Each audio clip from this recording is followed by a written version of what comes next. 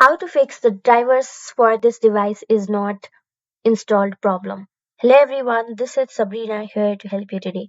So without any further ado, let's get right into the video.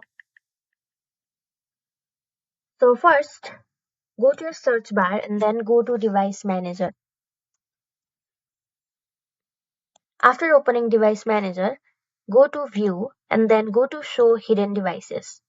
Now all the hidden devices will appear over here.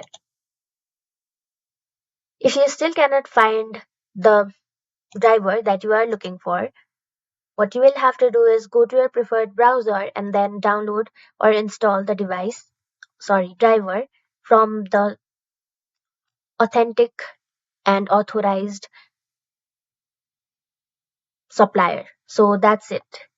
Thank you for watching this video. Make sure to like, share and subscribe to our YouTube channel.